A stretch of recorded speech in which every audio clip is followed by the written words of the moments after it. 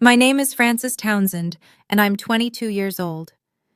2 weeks ago, I stood on a graduation stage in front of 3,000 people, while my parents, the same people who refused to pay for my education because I wasn't worth the investment, sat in the front row with their faces drained of all color.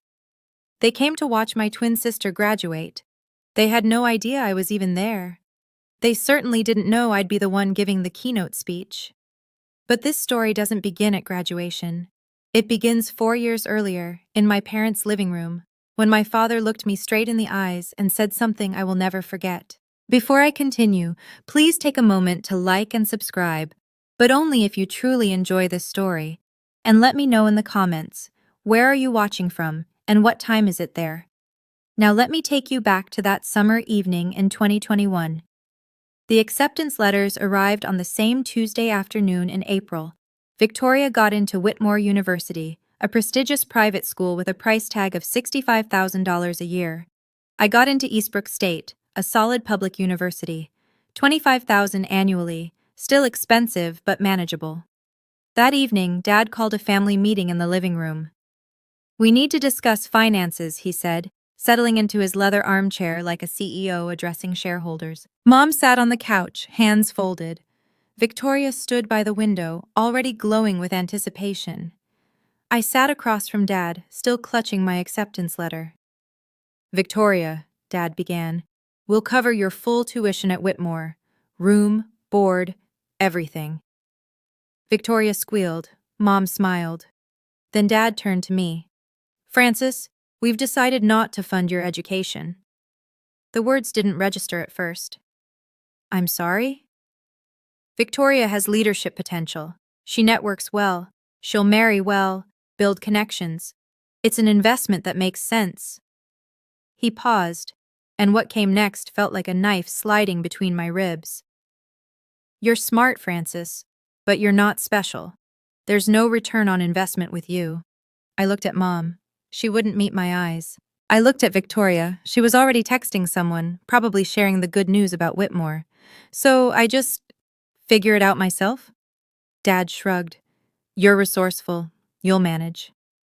That night, I didn't cry. I'd cried enough over the years, over missed birthdays, hand-me-down gifts, being cropped out of family photos. Instead, I sat in my room and realized something that changed everything. To my parents, I wasn't their daughter. I was a bad investment. But what Dad didn't know, what nobody in this family knew, was that his decision would alter the course of my entire life. And 4 years later, he'd face the consequences in front of thousands. The thing is, this wasn't new. The favoritism had always been there, woven into the fabric of our family like an ugly pattern everyone pretended not to see. When we turned 16, Victoria got a brand new Honda Civic with a red bow on top. I got her old laptop, the one with a cracked screen and a battery that lasted 40 minutes. "We can't afford 2 cars," Mom had said apologetically.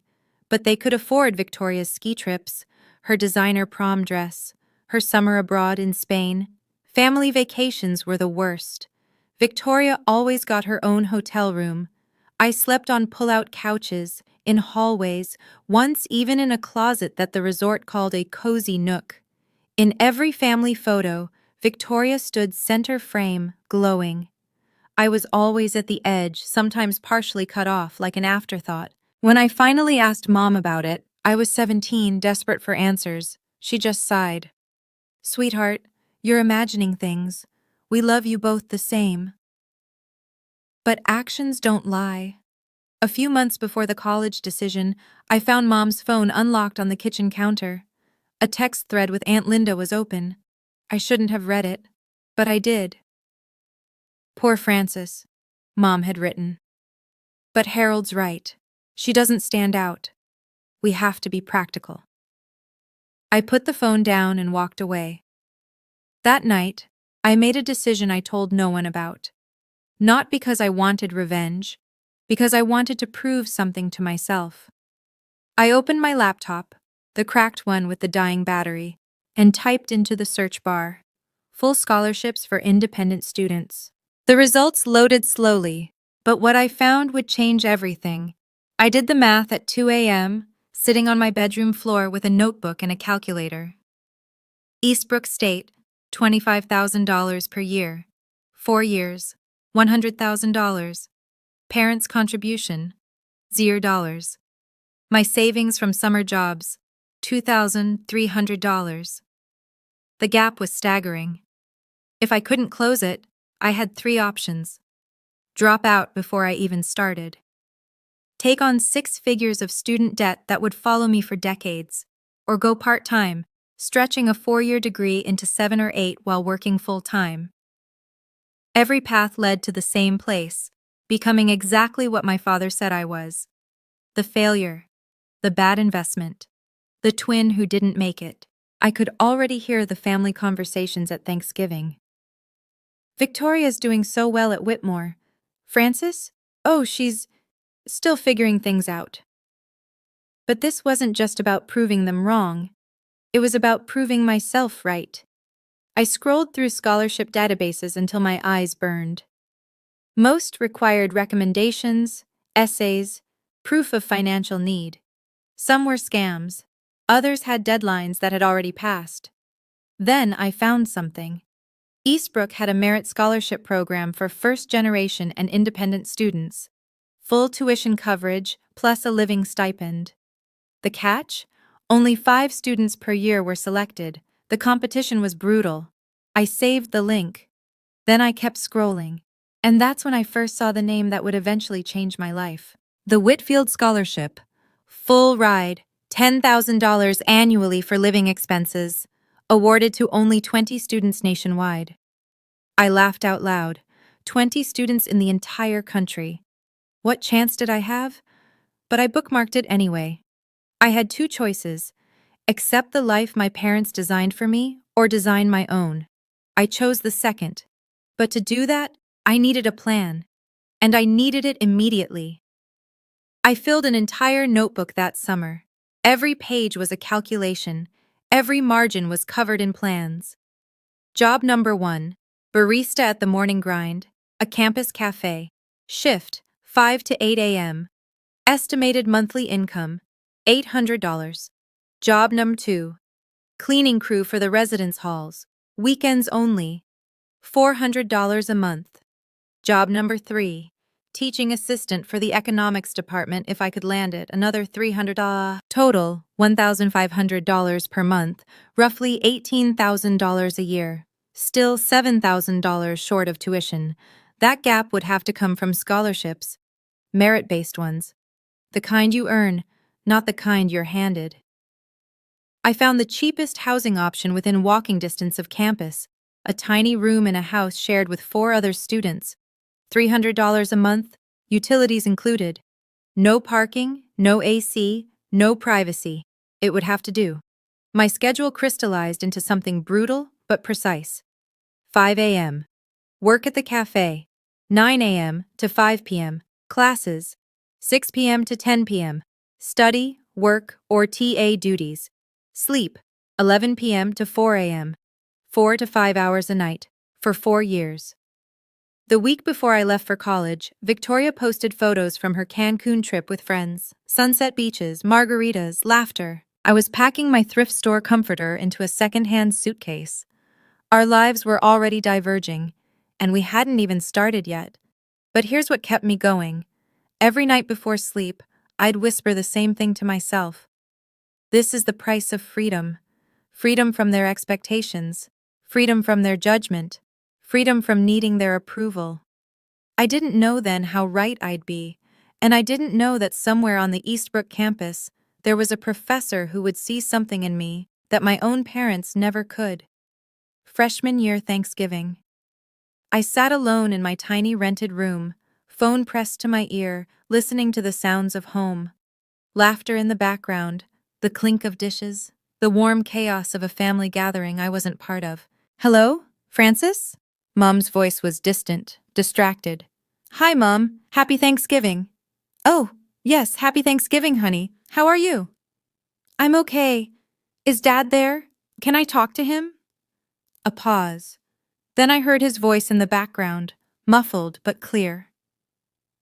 Tell her I'm busy. The words landed like stones. Mom's voice returned, artificially bright. Your father's just in the middle of something.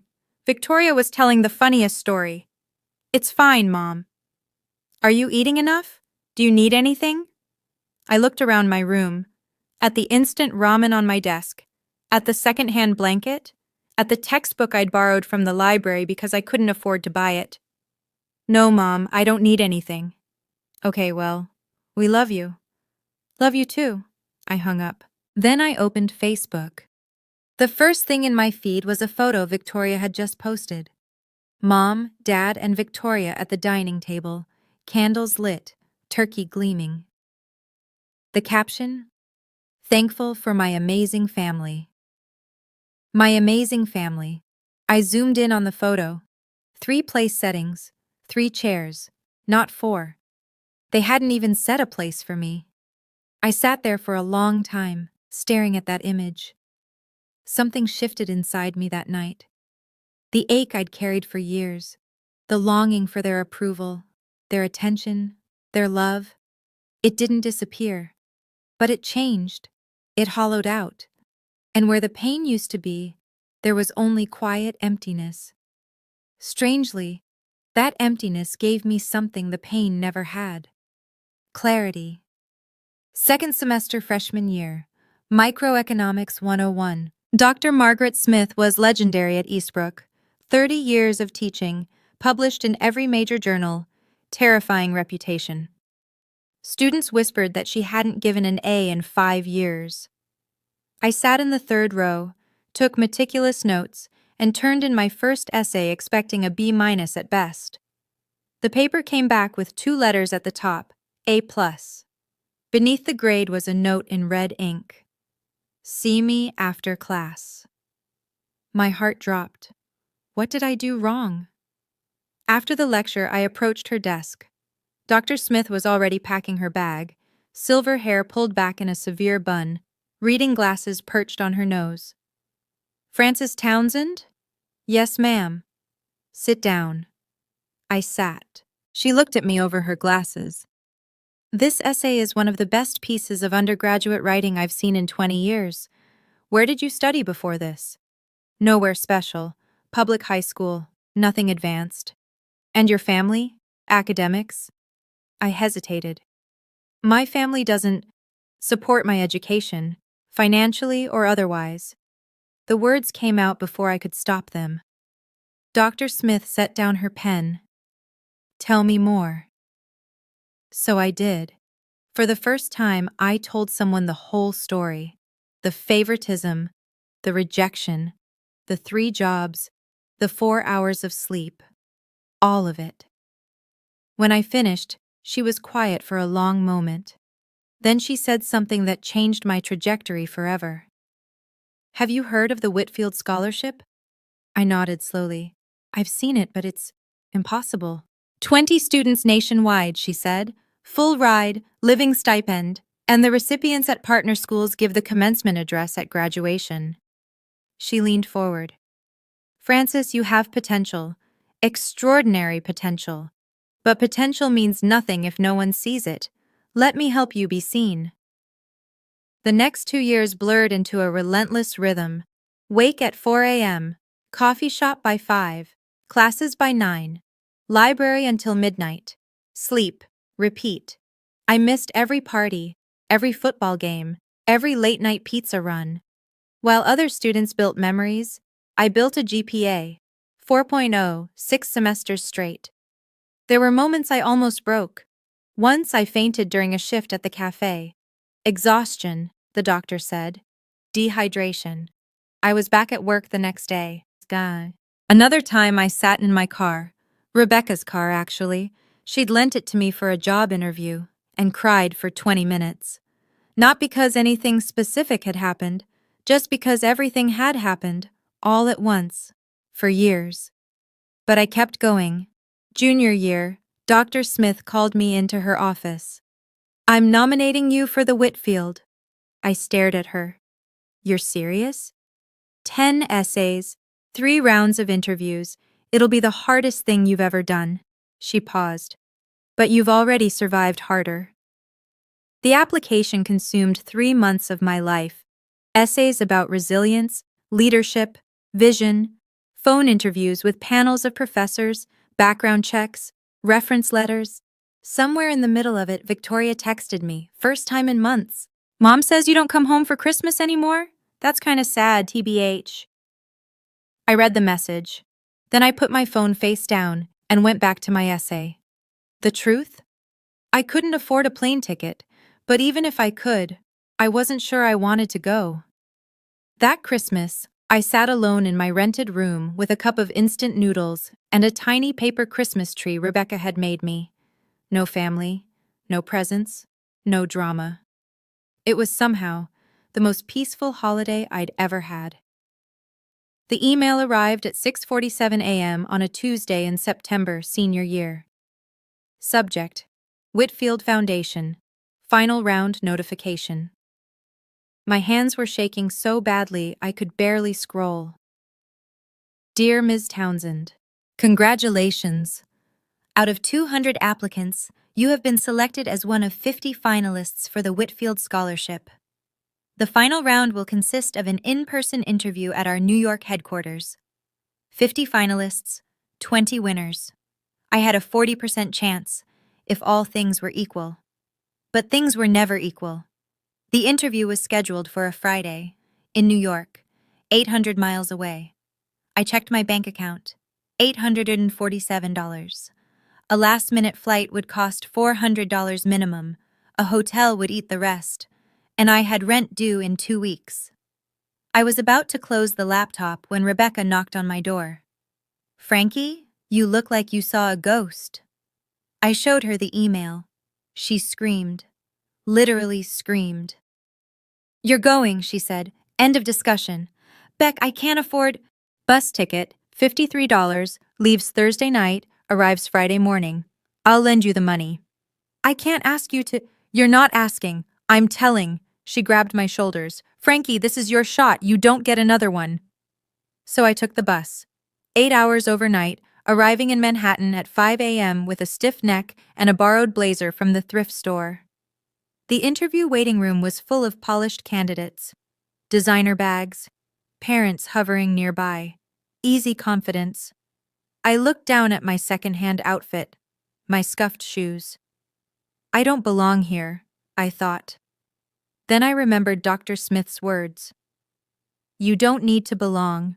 You need to show them you deserve to. 2 weeks after the interview, I was walking to my morning shift when my phone buzzed. Subject: Whitfield Scholarship. Decision. I stopped in the middle of the sidewalk. A cyclist swerved around me, cursing. I didn't hear him. I opened the email. Dear Ms. Townsend, we are pleased to inform you that you have been selected as a Whitfield Scholar for the class of 2025. I read it 3 times, then a 4th. Then I sat down on the curb and cried. Not quiet tears. Ugly, heaving sobs that made strangers stare. 3 years of exhaustion, loneliness, and grinding determination poured out of me right there on the sidewalk outside the morning grind. I was a Whitfield Scholar. Full tuition, $10,000 a year for living expenses, and the right to transfer to any partner university in their network. That night, Dr. Smith called me personally. Francis, I just got the notification. I'm so proud of you. Thank you for everything. There's something else, she said. The Whitfield allows you to transfer to a partner school for your final year. Whitmore University is on the list. Whitmore, Victoria's school. If you transfer, Dr. Smith continued, you'd graduate with their top honors, and the Whitfield Scholar delivers the commencement speech. My breath caught. Francis, you'd be valedictorian. You'd speak at graduation in front of everyone. I thought about my parents, about them sitting in the audience for Victoria's big day, completely unaware I was there. I'm not doing this for revenge, I said quietly. I know. I'm doing it because Whitmore has the better program for my career. I know that too. I pause. But if they happen to see you shine, that's just a bonus. I made my decision that night, and I told no one in my family. 3 weeks into my final semester at Whitmore, it happened. I was in the library, third floor, tucked into a corner carrel with my constitutional law textbook, when I heard a voice that made my stomach drop. Oh my God. Francis? I looked up. Victoria stood 3 feet away, a half-empty iced latte in her hand, mouth hanging open. How are you? She couldn't form a complete sentence. I closed my book calmly. Hi, Victoria. You go here? Since when? Mom and Dad didn't say. Mom and Dad don't know. She blinked. What do you mean they don't know? Exactly what I said. They don't know I'm here. Victoria set her coffee down, still staring at me like I'd materialized from thin air. But how? They're not paying for. How did you? I paid for it myself. For Whitmore. I transferred. Scholarship. The word hung between us. Victoria's expression shifted. Confusion, disbelief, and something else. Something that looked almost like shame. Why didn't you tell anyone? I looked at her, my twin sister, the one who'd gotten everything I'd been denied, the one who'd never asked, not once in 4 years, how I was surviving. Did you ever ask? She opened her mouth, closed it. I gathered my books. I need to get to class. Francis, wait. She grabbed my arm. Do you hate us? The family? I looked at her hand on my sleeve, then at her face. No, I said quietly. You can't hate people you've stopped caring about. I pulled my arm free and walked away. That night, my phone lit up with missed calls. Mom, Dad, Victoria again. I silenced them all. Whatever was coming, it would happen on my terms, not theirs.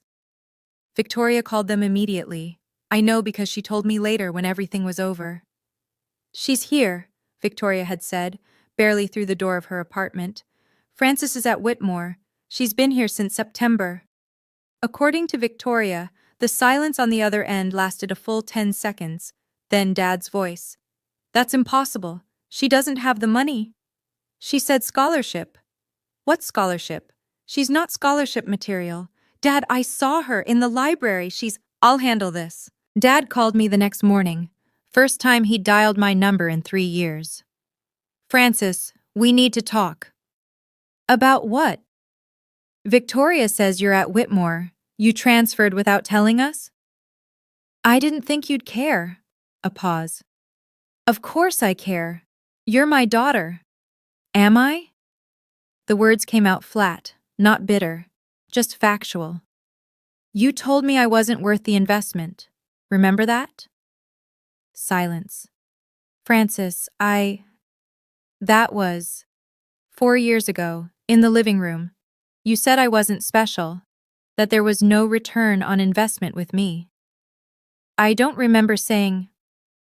I do. More silence. Then. We should discuss this in person, at graduation. We're coming for Victoria's ceremony and. I know.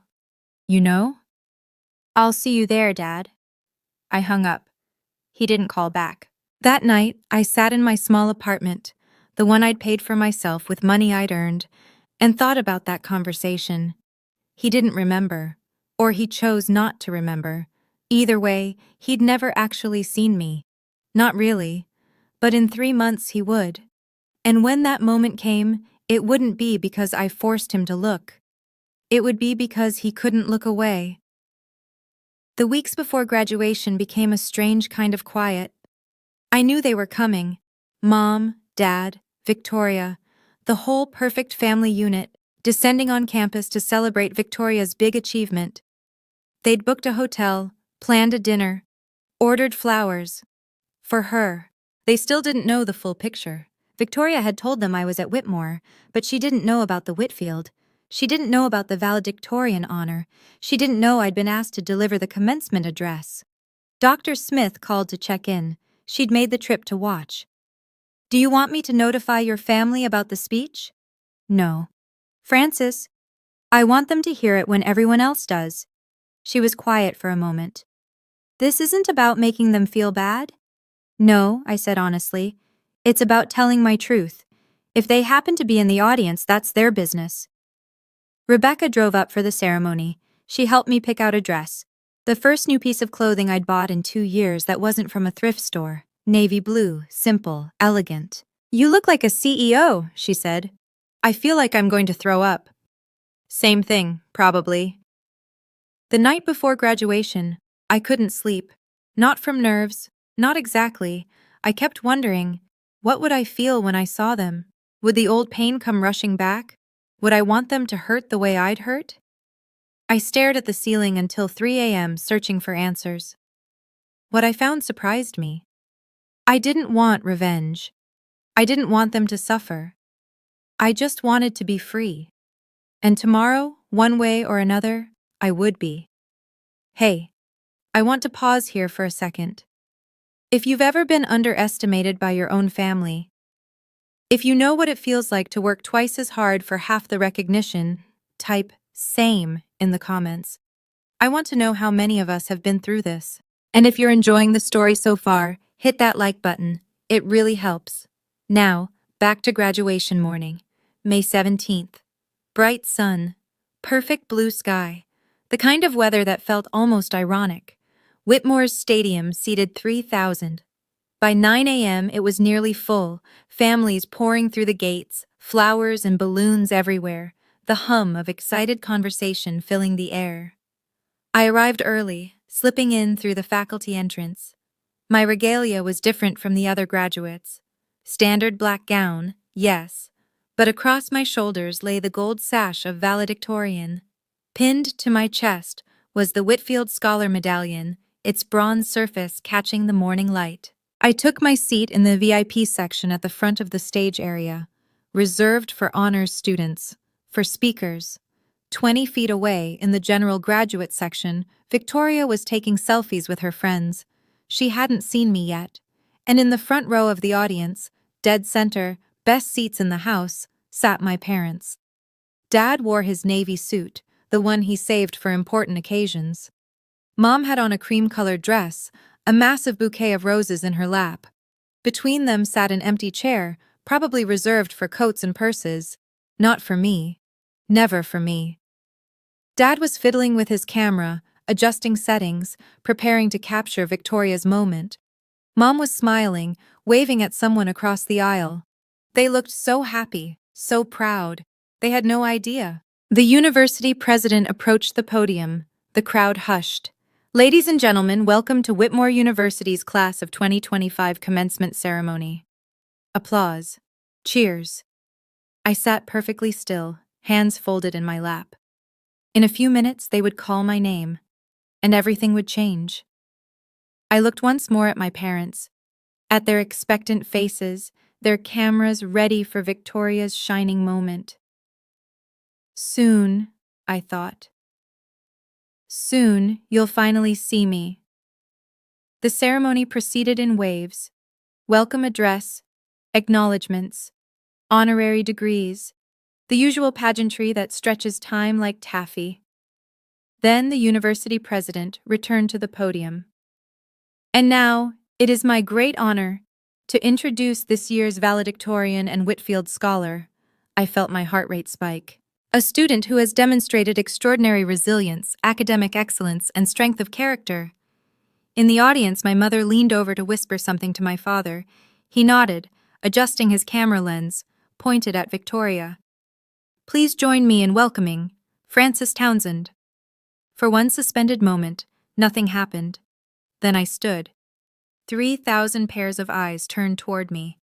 I walked toward the podium, my heels clicking against the stage floor, the gold sash swaying with each step.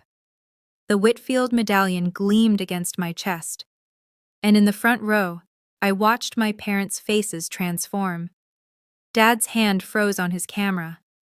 Mom's bouquet slipped sideways. Confusion first. Who is that? Then recognition. Wait, is that? Then shock. It can't be. Then nothing but pale, stricken silence. Victoria's head snapped toward the stage. Her jaw dropped. I saw her mouth my name, Francis? I reached the podium, adjusted the microphone. 3,000 people applauded. My parents didn't. They just sat there, frozen, as if someone had pressed pause on their entire world. For the first time in my life, they were looking at me. Really looking. Not at Victoria, not through me. At me. I let the applause fade. Then I leaned into the microphone. Good morning, everyone. My voice was steady, calm. 4 years ago, I was told I wasn't worth the investment. In the front row, my mother's hand flew to her mouth. Dad's camera hung useless at his side. And I began to speak. I was told I didn't have what it takes. My voice carried across the stadium, amplified by the sound system, steady as a heartbeat. I was told to expect less from myself because others expected less from me.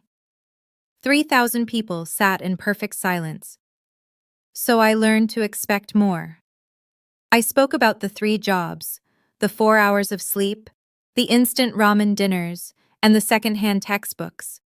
I spoke about what it meant to build something from nothing, not because you wanted to prove anyone wrong, but because you needed to prove yourself right. I didn't name names. I didn't point fingers. I didn't need to. The greatest gift I received wasn't financial support or encouragement. It was the chance to discover who I am without anyone's validation. In the front row, my mother was crying.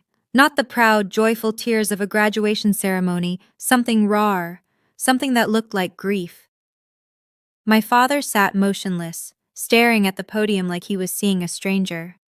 Maybe he was. To anyone who has ever been told you're not enough, I paused, letting the words settle. You are. You always have been.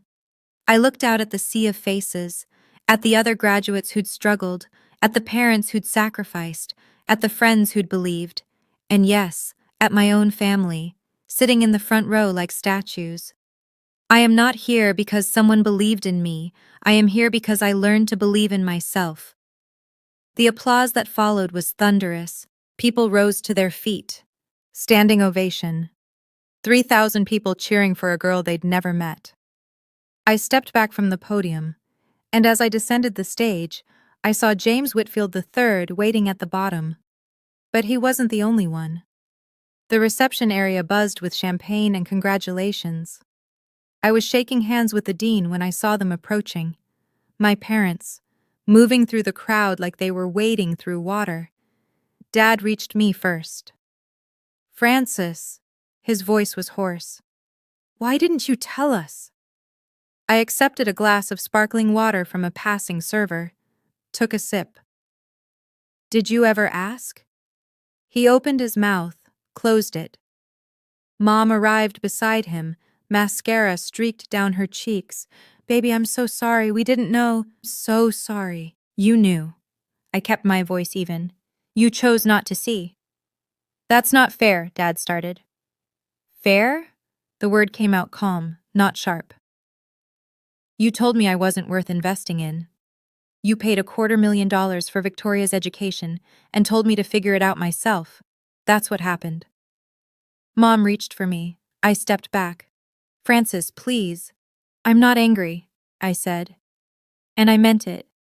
The anger had burned away years ago, replaced by something cleaner. But I'm not the same person who left your house 4 years ago. Dad's jaw tightened. I made a mistake. I said things I shouldn't have. You said what you believed. I met his eyes. You were right about one thing, though. I wasn't worth the investment, not to you, but I was worth every sacrifice I made for myself. He flinched like I'd struck him. James Whitfield III appeared at my elbow, extending his hand. Miss Townsend, brilliant speech. The foundation is proud to have you. I shook his hand while my parents watched. The founder of one of the nation's most prestigious scholarships, treating their worthless daughter like a treasure. I saw it hit them then. The full weight of what they'd missed, what they'd thrown away. After Mr. Whitfield moved on, I turned back to my parents. They looked smaller somehow, diminished. I'm not going to pretend everything's fine, I said, because it's not. Francis, please, Mom whispered. Can we just talk? As a family? We are talking. I mean, really talk. Come home for the summer. Let us. No. The word was firm but not harsh. I have a job in New York. I start in 2 weeks. I won't be coming home. Dad stepped forward. You're cutting us off? Just like that? I'm setting boundaries. I kept my voice steady. There's a difference. What do you want from us? His voice cracked. For the first time in my life, I saw my father look lost. Tell me what you want, and I'll do it. I considered the question. Really considered it. I don't want anything from you anymore. That's the point. I took a breath. But if you want to talk, really talk, you can call me. I might answer, I might not. It depends on whether you're calling to apologize or to make yourself feel better. Mom was crying again. We love you, Francis. We've always loved you. Maybe, I said. But love isn't just words, it's choices, and you made yours. Victoria appeared at the edge of our circle, hovering uncertainly. Francis. She hesitated. Congratulations. Thank you. No hug, no tearful reconciliation, but no cruelty either. I'll call you sometime, I told her. If you want. She nodded, eyes wet. I'd like that. I turned and walked away. Not running, not escaping, just moving forward. Dr. Smith was waiting by the exit, a quiet smile on her face. You did well, she said. I'm free, I replied. And for the first time in my life, I meant it. The ripples started before my parents even left campus. At the reception, I watched it happen. Watched the slow realization spread through the crowd of family, friends, and acquaintances. Mrs. Patterson from the country club approached my mother. Diane, I didn't know Francis went to Whitmore. And Whitfield Scholar? You must be so proud. My mother's smile looked like it hurt. Yes, we're very proud. How on earth did you keep it a secret? If my daughter won that, I'd have it on billboards. My mother didn't have an answer. Over the following weeks, the questions multiplied. Dad's business partners asked about me. Saw your daughter's speech online. Incredible story. You must have really pushed her to excel. He couldn't tell them the truth, that he'd done the opposite. Victoria called me 3 days after graduation. Mom hasn't stopped crying. Dad barely talks. He just sits there. I'm sorry to hear that. Are you? I thought about it. I don't want them to suffer, but I'm not responsible for their feelings. Silence on the line. Francis, I'm sorry. I should have asked. I should have paid attention. I was so wrapped up in my own stuff and I know. You knew I was oblivious? I knew you had no reason to notice. I paused. Neither of us chose the way they raised us, but we can choose what happens next. More silence. Do you hate me? No. And I meant it. I don't have the energy to hate anyone. I just want to move forward. Can we maybe get coffee sometime? Start over? I thought about my sister. About the girl who'd gotten everything and still ended up empty-handed in a different way. Yeah, I said, I'd like that, I said. 2 months after graduation, I stood in my new apartment in Manhattan. It was small, a studio really, one window overlooking a brick wall, kitchen the size of a closet. But it was mine. I'd signed the lease with money from my first paycheck at Morrison & Associates, one of the top financial consulting firms in the city. Entry-level position, long hours, steep learning curve. I'd never been happier. Dr. Smith called on a Saturday morning. How's the big city treating you? Exhausting. Exciting. Everything they warned me about. She laughed. That sounds about right. I'm proud of you, Francis. I hope you know that. I do. Thank you for everything. Rebecca visited the following weekend. She walked into my studio, looked around, and declared it exactly as small and depressing as expected. Then she hugged me so hard I couldn't breathe. You did it, Frankie. You actually did it. One evening I found a letter in my mailbox. Handwritten. 3 pages. My mother's looping script. Dear Francis, I don't expect you to forgive us. I'm not sure I would if I were you. She wrote about regret, about the 1,000 small ways she'd failed me, about watching me on that stage and realizing she'd been looking at a stranger who was also her daughter. I know I can't undo what happened, but I want you to know. I see you now. I see who you've become. And I am so sorry I didn't see you sooner. I read the letter twice, then I folded it carefully and put it in my desk drawer. I didn't reply. Not yet. Not because I was punishing her, but because I needed time to figure out what I wanted to say, if anything. For once, the choice was mine. Okay, we're almost at the end. But I have to ask, if you were in my shoes, would you forgive your parents? Comment yes if you'd forgive them. No if you wouldn't. Or maybe if, like me, you'd need time. And if you haven't subscribed yet, now's the time. We've got so many more stories like this one coming. All right, here's how it all ended.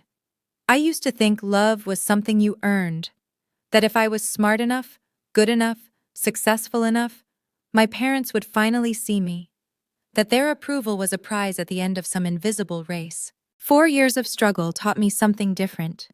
You can't make someone love you the right way. You can't earn what should have been given freely. And you can't spend your whole life waiting for people to notice your worth. At some point, you have to notice it yourself. I look at my life now, my apartment, my job, my friends who chose me, and I realize something. I built this, every piece of it, not out of anger, not out of spite, but out of necessity. My parents' rejection didn't break me, it rebuilt me. The girl who sat in that living room 4 years ago, desperate for her father's approval, she doesn't exist anymore. In her place is a woman who knows exactly what she's worth and doesn't need anyone else to validate it. Some nights, I still think about them. About the family dinners I wasn't invited to, the Christmas photos without my face, the $250,000 they spent on my sister while I ate ramen in a rented room. It still hurts sometimes. I don't think it ever stops hurting completely, but the hurt doesn't control me anymore. I've learned something that took years to understand. Forgiveness isn't about letting someone off the hook.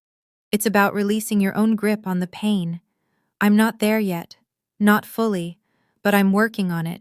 And for the first time in my life, I'm working on it for me. Not to make anyone else comfortable, not to keep the peace, just for me. 6 months after graduation, my phone rang. Dad. I almost let it go to voicemail, almost. Hello? Francis. His voice sounded different, tired. Thank you for picking up. I wasn't sure I would. Silence. Then, I deserve that. I waited. I've been thinking, every day since graduation, trying to figure out what to say to you. He paused. I keep coming up empty. Then just say what's true. Another long pause. I was wrong. Not just about the money. About everything. The way I treated you. The things I said. The years I didn't call, didn't ask, didn't... His voice cracked. I have no excuse. I was your father. And I failed you. I listened to him breathe on the other end of the line. I hear you, I said finally. That's all? What did you expect? I don't know. I thought maybe you'd tell me how to fix this. It's not my job to tell you how to fix what you broke. More silence. You're right. He sounded older than I'd ever heard him. You're absolutely right. But I took a breath. If you want to try, I'm willing to let you. You are? I'm not promising anything. No family dinners, no pretending everything's fine. But if you want to have a real conversation, honest, no deflecting, I'll listen. That's more than I deserve. Yes, it is. He laughed, A small, broken sound. You've always been the strong one, Francis. I was just too blind to see it. Yeah, I said. You were. We talked for a few more minutes. Nothing profound. Just two people trying to find common ground across years of wreckage. It wasn't forgiveness, but it was a start. It's been 2 years since graduation. I'm still in New York, still at Morrison and Associates, though I've been promoted twice. I'm starting my MBA at Columbia this fall, paid for by my company. The kid who ate ramen and slept 4 hours a night? She'd hardly recognize me now. But I haven't forgotten her. I carry her with me every day. Victoria and I meet for coffee once a month. It's awkward sometimes. We're learning to be sisters as adults, which is strange because we never really were as kids. But she's trying. I can see that now. I'm sorry I didn't see it, she told me at our last coffee date. All those years, I was so focused on what I was getting, I never asked what you weren't. I know. How do you not hate me for that? Because you didn't create the system, you just benefited from it. My parents came to visit last month, first time in New York. It was uncomfortable, stilted. Dad spent half the time apologizing. Mom spent the other half crying. But they came. They showed up at my door, in my city, in the life I built without them. That meant something. I'm not ready to call us a family again. That word carries too much weight, too much history, but we're something, working on something. Last month, I wrote a check to Eastbrook State's Scholarship Fund. $10,000. Anonymous. For students without family financial support. Rebecca cried when I told her. Frankie, you're literally changing someone's life. Someone changed mine. I thought about Dr. Smith, about the coffee shop shifts at dawn, about the night I bookmarked the Whitfield Scholarship, never believing I'd actually win it, about how far I've come, and about how far I still want to go. If you're watching this and something in my story resonated with you, if you've ever been overlooked, underestimated, or told you weren't good enough by the people who were supposed to love you most, I want you to hear this. They were wrong. They were always wrong. Your worth is not determined by who sees it. It's not a number on a check or a seat at a table or a place in a photo. Your worth exists whether or not a single person on this planet acknowledges it. I spent 18 years of my life waiting for my parents to notice me. I spent 4 more proving that I didn't need them to. And you know what I finally learned? The approval I was chasing was never going to fill the hole inside me. Only I could do that. Some of you are estranged from your families. Some of you are still fighting for scraps of attention. Some of you are just starting to realize that the love you're getting isn't the love you deserve. Wherever you are in that journey, I want you to know it's okay to protect yourself. It's okay to set boundaries. It's okay to decide that you matter more than keeping the peace. And it's okay to forgive, but only when you're ready, not a moment before. You don't need your parents, your siblings, or anyone else to confirm what you already know. You are enough. You always have been. Take a look in the mirror and say it out loud. I am enough. That's the first step. The rest? That's up to you. But I believe in you. Because if a girl who is called not worth the investment can stand on a stage in front of 3,000 people as a Whitfield scholar, you can do anything. Thank you for staying until the end. If this story meant something to you, share it with someone who needs to hear it. And leave a comment. What part resonated with you the most? Don't forget to subscribe and hit the bell so you don't miss our next story. There are more family drama stories waiting for you in the description below. See you in the next one.